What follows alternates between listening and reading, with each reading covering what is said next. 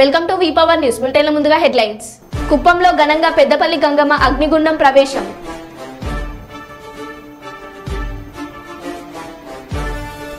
May Day వేడుకలను విజయవంతం చేయాలి, వాల్ పోస్టర్లు విడుదల చేసిన సిపిఐ నాయకులు.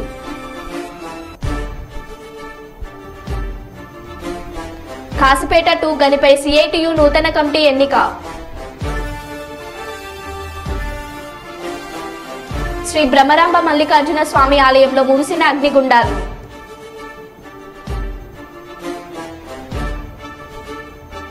కొప్పుల ఈశ్వర్ నామినేషన్ కు మద్దతుగా బయలుదేరిన క్యాతన్పల్లి మున్సిపాలిటీ బీఆర్ఎస్ నాయకులు.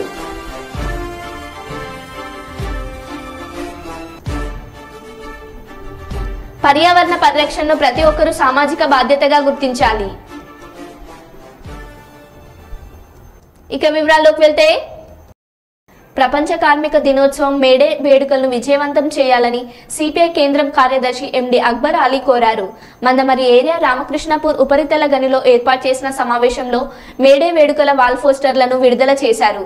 ఈ సందర్భంగా ఆయన మాట్లాడుతూ, కేంద్ర ప్రభుత్వం అవలంబిస్తున్న కార్మిక వ్యతిరేక విధానాలను అడ్డుకోవాల్సిన బాధ్యత ప్రతి కార్మికుడిపై ఉందని, రానున్న పార్లమెంట్ ఎన్నికల్లో బీజేపీ ప్రభుత్వం ఓటమే లక్ష్యంగా పనిచేస్తామని కేంద్రంలో ఇండియా కూటమికి మద్దతు ఇస్తున్నట్లు ఆయన తెలిపారు. ప్రభుత్వ రంగ సంస్థలను ప్రైవేట్ పరం చేయడానికి కేంద్ర ప్రభుత్వం చేస్తున్న కుట్రలకు కార్మిక లోకం ఏకమై పార్లమెంట్ ఎన్నికల్లో బీజేపీ ప్రభుత్వాన్ని గద్దె దింపాలని పిలుపునిచ్చారు. చట్టాలు రావడం జరిగింది. అదేవిధంగా మన దేశంలో బ్రిటిష్ పాలకులు ఉన్నప్పుడు తెచ్చుకున్న చట్టాలు ఇప్పుడు మన పాలకులు వచ్చిన తర్వాత ఆ చట్టాలన్నీ కాలరాయబడుతున్నాయి. 8 గంటల పని విధానం పోతుంది, బోనస్ హక్కులు పోతున్నాయి, కనీస వేతన చట్టాలు అమలు అవడం లేదు. కార్మికులను కట్టు బానిసలుగా చేసే చట్టాలు తెచ్చి మరి అణచివేత విధానాలు జరుగుతున్నాయి. కాబట్టి మరి మనం ఏదైతే 137 సంవత్సరాల క్రితం సాధించుకున్నామో చట్టాలన్నీ ఇప్పుడు 138వ మేడే జరుపుకోవడానికి సిద్ధంగా ఉన్నాం. మరి 138వ మేడే పురస్కరించుకొని మన దేశంలో ఉన్న అరాచక పాలన పోవాలని చెప్పేసి, చట్టాలను కాపాడుకుందామని చెప్పేసి మరి స్ఫూర్తి తీసుకొని కార్మికులందరూ ఐక్యమత్యంగా ముందుకు వెళ్ళకపోతే రానున్న రోజుల్లో మన తరాలకు భవిష్యత్తు ఉండదు. అంతా ప్రైవేటీకరణ, దోపిడీ విధానాలు వస్తున్నాయి. ప్రభుత్వ రంగ సంస్థలన్నీ మూతపడుతున్నాయి. కాబట్టి ఈ దోపిడీ పాలనకు వ్యతిరేకంగా పోరాడాల్సిన అవసరం ఉన్నది. మరి ఆ చట్టాలు కాపాడుకోకపోతే ఈరోజు మనము ఈ హక్కులు ఉండవు. కాబట్టి ఇక్కడ కూడా ఏవైతే కార్మికులపై అణచివేత ఉందో వాటన్నిటికీ తిరుగుబాటే శరణ్యం, పోరాటాలు తప్పవు. కాబట్టి కార్మిక వర్గం ఐకమత్యంతో ఈరోజు దేశంలో ఉన్న నియంతృత్వ పాలనను మనం తిప్పికొట్టకపోతే, ఈ నియంతృత్వ పాలన పోకపోతే మనం మళ్ళీ ఇంకా రానున్న రోజుల్లో భవిష్యత్తులో దేశంలో అసలు ఎలక్షన్లు ఉండవనేది మేధావులు చెప్పేది. ఏదైతే బీజేపీ వచ్చిన తర్వాత మరి కార్మికులు, కర్షకులు, పేదవాళ్ళని అందరినీ అణచివేస్తూ, చట్టాలను ఖాతరు చేయకుండా, రాజ్యాంగాన్ని ఖాతరు చేయకుండా తుంగలో తెక్కువేస్తూ మరి రాజ్యాంగాన్ని కాపాడుకోవాల్సిన పరిస్థితి వచ్చింది.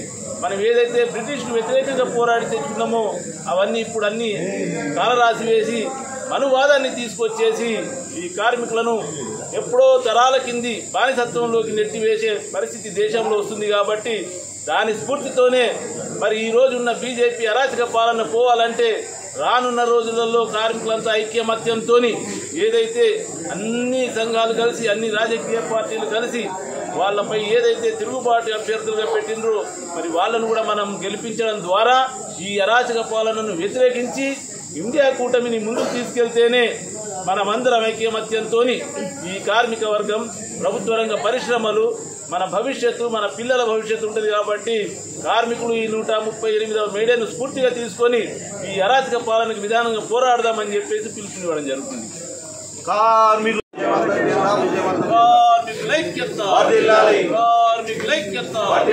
విజయవంతం చేద్దాం 138వ మేడేను, విజయవంతం చేద్దాం 138వ మేడేను. పోరాడదాం కార్మిక చట్టాలను కాపాడుకోవడానికి. ప్రభుత్వ నియంతృత్వ విధానాలు, కార్మికుల పట్ల ప్రభుత్వ నియంతృత్వ విధానాలు, కార్మికుల ఐక్యత, కార్మికుల ఐక్యత, కార్మికుల ఐక్యత. ఏక్యూసీ ఏక్యూసీ ఏక్యూసీ. దేవరుపల మండల కేంద్రంలోని శ్రీ బ్రహ్మరాంబ మల్లికార్జున స్వామి వార్షికోత్సవ కళ్యాణోత్సవంలో భాగంగా ఆదివారం తెల్లవారుజామున అగ్నిగుండాల కార్యక్రమాన్ని ఆలయ వర్గాలు భక్తి శ్రద్ధలతో నిర్వహించారు.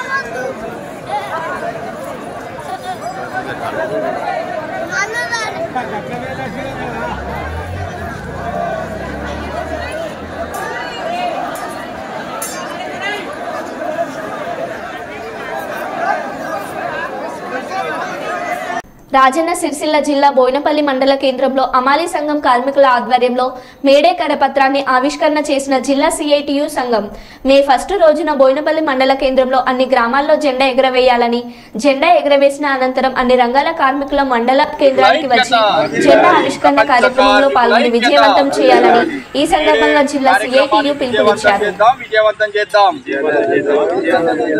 మేడే కార్యక్రమాన్ని విజయవంతం చేద్దాం. మేడే కార్యక్రమాన్ని విజయవంతం చేద్దాం. బోయినపల్లి మండలంలో కూడా మేడే కార్యక్రమాన్ని విజయవంతం చేద్దాం. అన్ని రంగాల కార్మికుల ఐక్యత, అన్ని రంగాల కార్మికుల ఐక్యత, విజయవంతం చేద్దాం మేడే కార్యక్రమాన్ని. జిందాబాద్ సిఐటియు, జిందాబాద్ సిఐటియు, జిందాబాద్ సిఐటియు. ఈరోజు బోయినపల్లి మండల కేంద్రంలో అమాలి కార్మికుల ఆధ్వర్యంలో మే 1 మేడే కార్యక్రమం సందర్భంలో పురస్కరించుకొని ఇక్కడ కరపత్రం విడుదల చేయడం జరిగింది. ఈ మేడే ముఖ్య ఉద్దేశం ఏమిటంటే 1886 అమెరికా దేశంలో చికాగో నగరంలో ఏ మార్కెట్లో ఈ 8 గంటల పని విధానం గురించి, వెట్టి చాకిరి విముక్తి కోసం అలుపెరుగని పోరాటం చేసిన సందర్భంలో, అప్పుడు కార్మికులు పోరాటం చేసిన సందర్భంలో, వెట్టి చాకిరి విముక్తి వ్యతిరేకంగా పోరాటం చేస్తున్న సందర్భంలో పోలీసులు ఓర్వలేక ప్రభుత్వాన్ని యాజమానులకు తొత్తులుగా మారి కాల్పులు జరిపిన సందర్భంలో అప్పుడు 8 మంది కార్మికులు అమరులైన సందర్భంలో వారి నెత్తుల నుంచి పుట్టిందే ఈ ఎర్ర జెండా. ఈ ఎర్ర జెండా సాక్షిగా అమరులను స్మరించుకునేందుకే ప్రతి సంవత్సరం మేడే కార్యక్రమాన్ని జరుపుకోవడం జరుగుతుంది. అప్పుడు 18 గంటలు 16 గంటలు పని చేయించుకొని యాజమానులు కార్మికుల శ్రమను దోచుకుంటున్న సందర్భంలో అప్పుడు ప్రభుత్వానికి వ్యతిరేకంగా పెద్ద ఎత్తున జరిగిన పోరాటంలో 8 మంది అమరులు కార్మికులు బలైన సందర్భంలో జరుపుకునే కార్యక్రమం ఈ మేడే కార్యక్రమాన్ని మనం ప్రతి సంవత్సరం మన హక్కుల కోసం, ఈ 10 గంటల విధానం కోసం కొట్లాడుతున్నాం. కాబట్టి కార్మికులందరూ, అన్ని రంగాల కార్మికులు ఐక్యంగా ఉంటేనే ప్రభుత్వాలతోటి రేపటి రోజున మన సమస్యలపై, మన డిమాండ్లపై సానుకూలంగా ఎదుర్కొనే అవకాశం ఉంటుంది. కాబట్టి కార్మిక వర్గం అంతా ఒక తాటి మీద ఉంటేనే రాబోయే రోజుల్లో ప్రభుత్వాలతోటి మనం యుద్ధం చేసే పరిస్థితి వస్తే, కాబట్టి అందరూ ఐక్యంగా ఉంటేనే మన సమస్యలు పరిష్కారం అవుతాయి. కాబట్టి మేడే రోజున బోయినపల్లి మండలం లోపల అన్ని గ్రామాల అమాలి కార్మికులు, అన్ని రంగాల కార్మికులు జెండా ఆవిష్కరణ, సిఐటి జెండా, మేడే జెండా ఎగరవేయాలని చెప్పి సందర్భంగా జిల్లా సిఐటి పక్షాన అమాలి కార్మిక వర్గానికి, భవన నిర్మాణ కార్మిక వర్గానికి, అన్ని గ్రామ పంచాయతీ వర్గానికి, మధ్యాహ్న భోజన రంగం వర్గానికి, అన్ని రంగాలలో ఎక్కడోళ్ళు అక్కడ జెండాను ఎగరవేయాలని చెప్పి సందర్భంగా బోయినపల్లి మండల సిఐటి పక్షాన కార్మిక వర్గానికి విజ్ఞప్తి చేయడం జరుగుతుంది. జిందాబాద్ సిఐటియు, జిందాబాద్ సిఐటియు, వర్ధిల్లాలి కార్మికుల ఐక్యత, వర్ధిల్లాలి కార్మికుల ఐక్యత. కర్నూలు జిల్లా ఎమ్మిగనూరు వైఎస్ఆర్సీపీ ఎమ్మెల్యే అభ్యర్థి బుట్ట రేణుకకు ఘనస్వాగతం పలికిన కనకవీడు గ్రామ నేత కెఆర్ లక్ష్మీకాంత్ రెడ్డితో పాటు ప్రజలు, కార్యకర్తలు, పార్టీ నాయకులు, వాలంటీర్స్ పాల్గొన్నారు.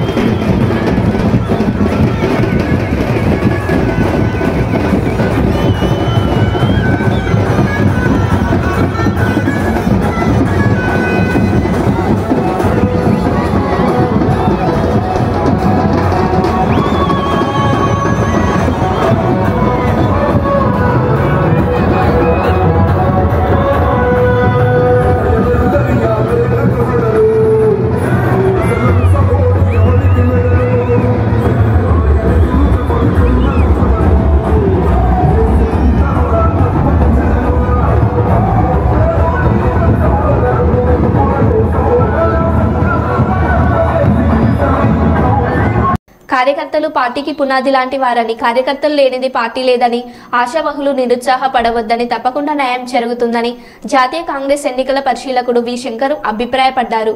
శనివారం జిల్లా కాంగ్రెస్ పార్టీ కార్యాలయంలో ఏర్పాటు చేసిన జిల్లా కాంగ్రెస్ సర్వసభ్య సమావేశం మరియు సార్వత్రిక ఎన్నికల సన్నాహక సమావేశంలో శంకర్ మాట్లాడుతూ, పార్టీ కోసం పనిచేసిన వారు టికెట్ల విషయంలో ఎవరైనా ప్రయత్నాలు చేసుకోవచ్చు, కానీ ఒకరికి మాత్రమే అవకాశం లభిస్తుందని, అలాంటప్పుడు సమిష్టిగా కాంగ్రెస్ పార్టీ గెలుపు కోసం అందరూ కలిసి పనిచేయాలని నిరుత్సాహపడవద్దని తెలియజేస్తూ 2-3 రోజుల్లో తప్పకుండా మీ నియోజకవర్గంలో కార్యకర్తల సమావేశం ఏర్పాటు చేస్తామని తెలిపారు. Sri Rahul Gandhi ji is the only person. He is only person who raising the voice for weaker section people in India. Therefore, people of Andhra Pradesh, they need Rahul Gandhi and Congress Party for the nation. So now they are ready to vote for India Alliance. Same in assembly level also. We will win the majority seat in Andhra Pradesh. Now, here, along with the DCC president and then candidate, DCC committee people are here. So, we are discussing, we are going to discuss about the star campaign. I mean, they are asking, they need Rahul Gandhi campaign here in Karnool. So, I came here to discuss all the forthcoming work for the election. Thank you.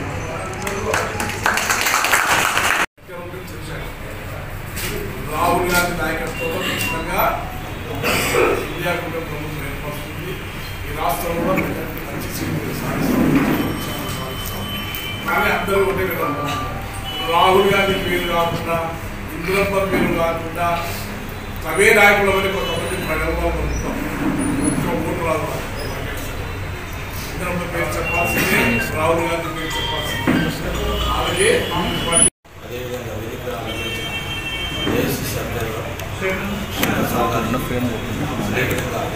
రాష్ట్ర ఉపాధ్యక్షుడు సుధాకర్ బాబు గారు,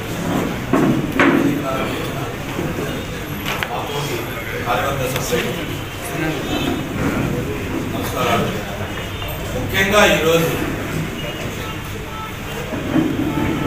మోడీ ప్రభుత్వం, దానికి తోడుగా ఉన్న ప్రాంతీయ party కొంతమంది వాళ్ళ కొత్తాసు పలుకుతున్న మన రాష్ట్రంలో ఇటు తెలుగుదేశం పార్టీ కానీ, ఇటు వైసీపీ కానీ, ఇటు పవన్ కానీ వాళ్ళు తొత్తులుగా ఉన్నది వాస్తవం.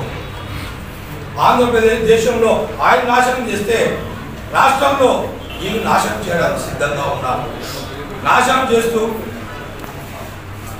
కాంగ్రెస్ పార్టీ ప్రజలకు ఎంత మేలు చేసింది, గతంలో ఎంత మేలు చేసింది, కాంగ్రెస్ పార్టీలో ఎంతవరకు అభివృద్ధి చెందింది, నీటి ప్రాజెక్టులు కావచ్చు, ఇంటి స్థలాలు కావచ్చు,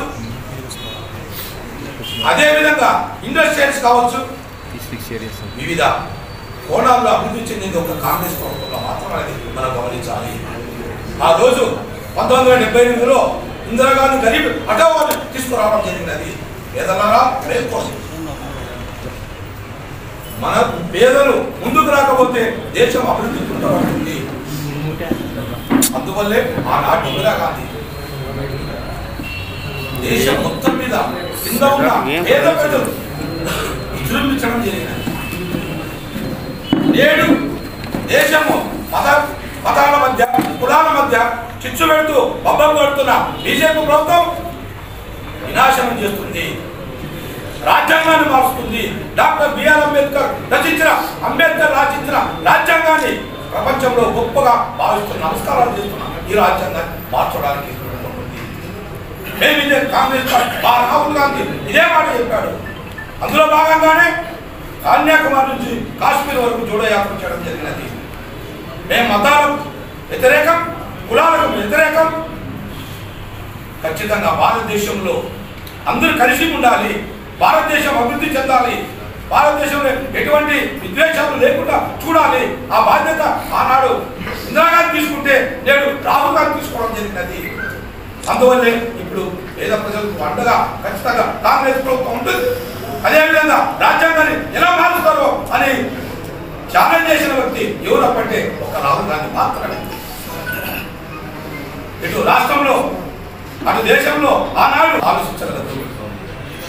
అలాంటివి నేడు పరిస్థితులు ఎలా ఉందో ఒకసారి ఆలోచించారు. ప్రభుత్వం విసుగు చెందారు. ఎప్పుడెప్పుడు ఇంటికి పంపాలని బీజేపీ ప్రభుత్వాన్ని, నరేంద్ర మోడీ అనే దాంట్లోకి ఈరోజు మా డిసిసి ప్రెసిడెంట్ చెప్పినట్టు మేమేం కొట్టుకుంటే మీరు బాగుపడతారా?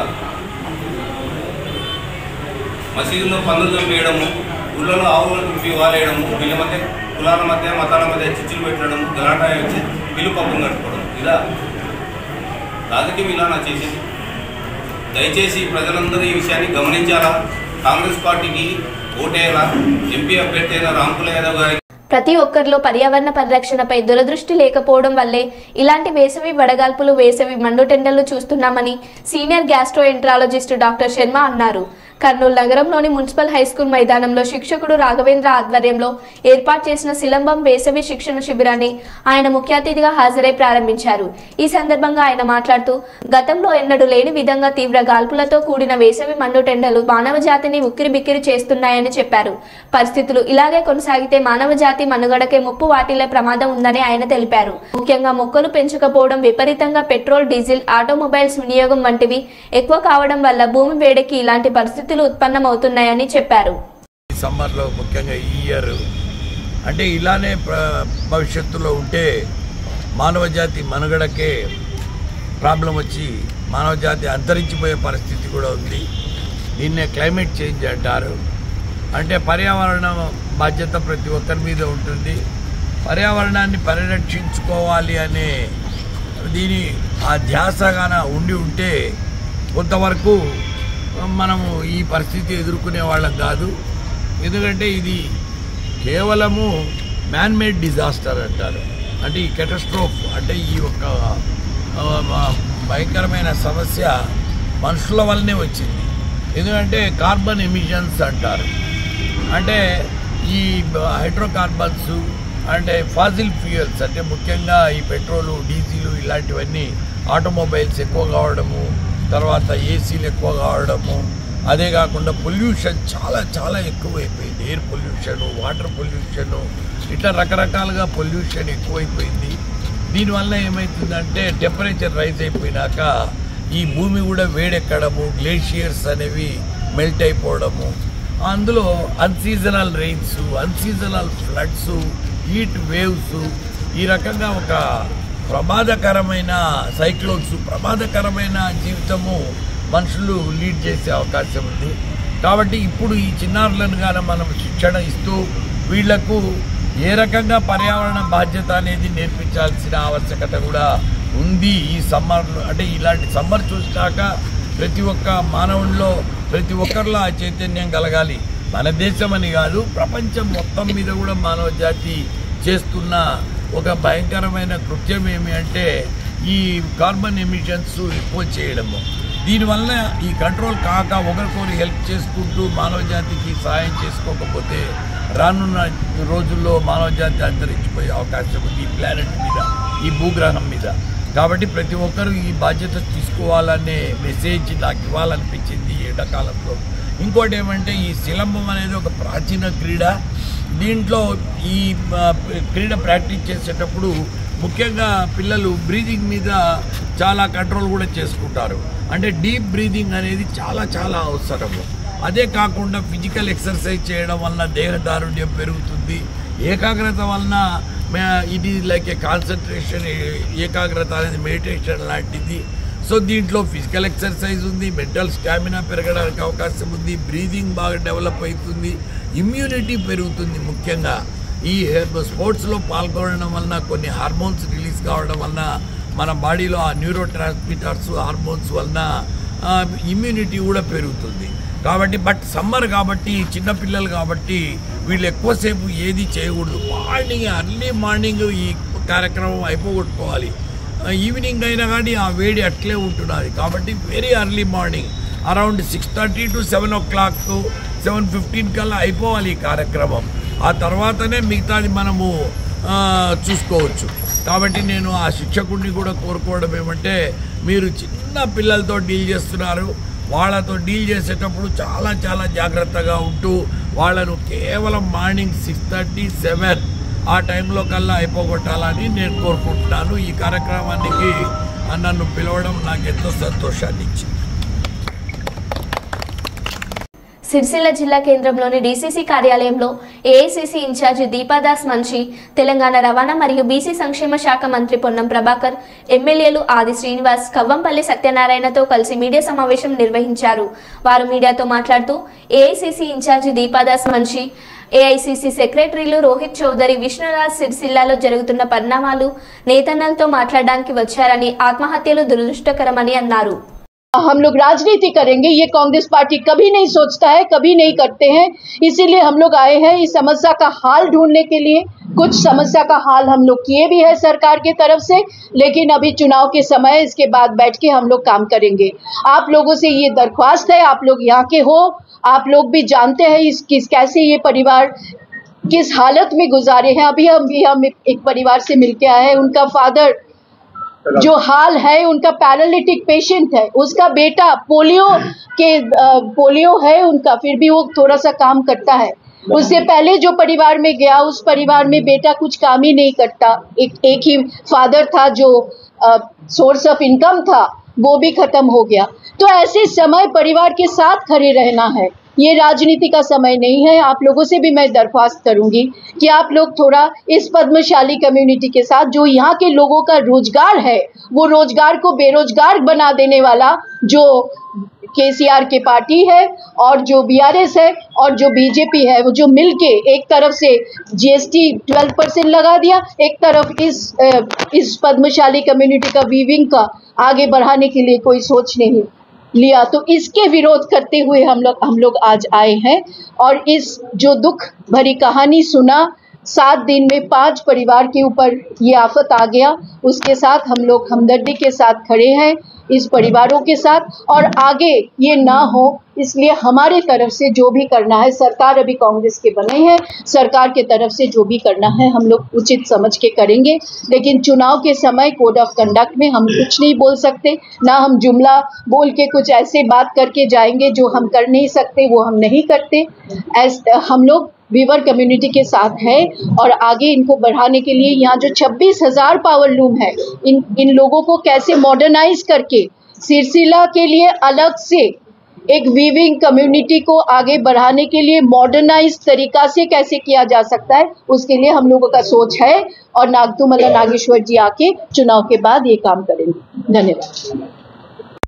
వాటిని పునరుద్ధరణకు సంబంధించి కేంద్రం చట్టం చేయవచ్చు, కానీ ఏది ఏమైనా ఆనాడు మేము 2004లో అధికారంలోకి వచ్చినాక 2005లో మహిళా సంఘాలను తీసుకొని పబ్లిక్ గార్డెన్లో ఆ రోజు 5 లక్షల రూపాయల రుణాలు ఇచ్చినాం.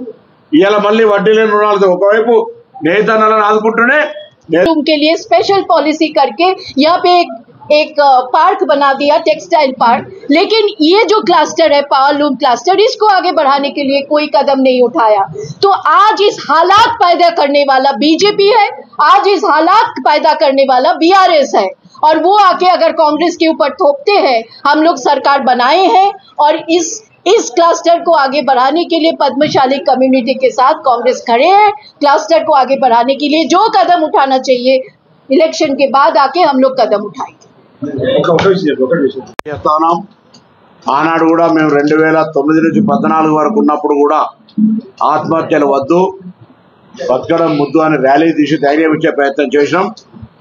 ఇవాళ కూడా శివ రాజకీయాలు చేసేటువంటి వ్యక్తులకు చెప్తా ఉన్నాం, దయచేసి రాజకీయాలు ఎప్పుడైనా ఆడుకోవచ్చు, ముందు నేతన్నలకు ధైర్యం ఇచ్చే కార్యక్రమం తీసుకుందాం. మా ప్రభుత్వం మీరు పెట్టిన బకాయిలు చేర్చే పనిలో ఉంది, వాళ్ళకు చేతి నిండా పనిచ్చే బాధ్యత మాది అని అనేక సందర్భాలు మేము చెప్పినాం. మీరు వాళ్ళని ఎంతసేపు మీకు మెదడులో ఉన్న బతుకమ్మ చీరలు మాత్రమే ఇవ్వాలనే ఆలోచనతో కాదు, ఇలా ప్రభుత్వ జీవో నెంబర్ 1 తెచ్చి ప్రభుత్వ అవసరాలకు ఉపయోగించబడే మొత్తం బట్టను తెలంగాణలో ఉన్నటువంటి అందరికీ చేస్తే మీ జీవితాలు బాగుపడతాయో దాన్ని చేయడానికి సిద్ధంగా ఉన్నాం. ఒక బలహీన వర్గాల శాఖ మంత్రి జిల్లా వాడిగా మిత్రుడు ఆది శ్రీనివాస్ గారు శాసనసభ్యుడిగా, మహేందర్ రెడ్డి గారు, కౌంపల్లి సత్యనారాయణ గారు, మా అభ్యర్థి అందరం కూడా కలిసి రేపు పొద్దున ఇక్కడ ఉండబడేటువంటి వాళ్ళకు నష్టం లేకుండా కష్టం రాకుండా చూసుకునే బాధ్యత మాది. దయచేసి ఎన్నికల సమయం కొన్ని మాటలు మాట్లాడచ్చు, మాట్లాడరాదు, కానీ చనిపోయిన కుటుంబాలు ఇలా ఒక కుటుంబం కానిపోయినాం, ఆ కుటుంబానికి ఇల్లు లేదు మేము వద్దనమా, ఆ కుటుంబానికి పెరాలసిస్ వచ్చున్నాడు ఆయన పెన్షన్ వద్దనమా, ఆ కుటుంబంలో ఉండబడేటువంటి ఆ మహిళకు యొక్క బాధను చూస్తేనే బాధ కలిగే పరిస్థితుల్లో ఉంటే 10 సంవత్సరాలు రాజ్యం వెళ్ళిన వ్యక్తులు బాధ్యత కాదా? ఇలా 4 నెలలనే మా మీద తప్పు నెట్టి నెట్టి ఇలా మాట్లాడుతూ ఉన్నాడు పార్లమెంట్ సభ్యుడు. 12% GST వేసి ఆనాడు కూడా మేము చెప్పినాం, ఒక టెక్స్టైల్ పార్క్ ప్రధానమంత్రి దేశంలో 4 ప్రకటిస్తే ఒకటి సిరిసిల్లకి ఇవ్వండి, ఇక్కడ ఉన్నటువంటి వ్యవస్థ బాగుపడుతుందని అడిగినాం. తీసుకుపోయి వరంగల్ పెట్టిండ్రు. ఎవరు జిమ్మేదారి? మేము అడుగుతాం, పార్లమెంట్ సభ్యుడు 5 ఏళ్ళ ఎంపీ కదా, కేంద్ర ప్రభుత్వం నుంచి ఇక్కడ చేనేత రంగానికి ఏం చేసిన ఒక చిన్న పోసా ఈ దారం మందని చెప్పండి. మాట్లాడతారు, శివ రాజకీయాలు చేస్తారు, ఎక్కడి నుంచి వచ్చి పోటీ చేసినా ఏమేమో మాట్లాడతారు. ఇక్కడ నేతల గురించి మీకు ఏం తెలుసు? బలైన వర్గాల నుంచి వచ్చిన ఆది శ్రీనివాస్ గారు మేము బరాబరాలకు న్యాయం చేసే ఆలోచన ఉంది, మా ప్రభుత్వానికి ఉంది. దయచేసి ఎవరు కూడా ఆందోళన చెందొద్దు, ఆత్మహత్యలు చేసుకోవద్దు. గతంలో 12,000 అంత్యోదయ కార్డులు ఉంటే ఎందుకు రద్దు చేశారు? మరో బులెటిన్లో మళ్ళీ కలుద్దాం. Stay tune.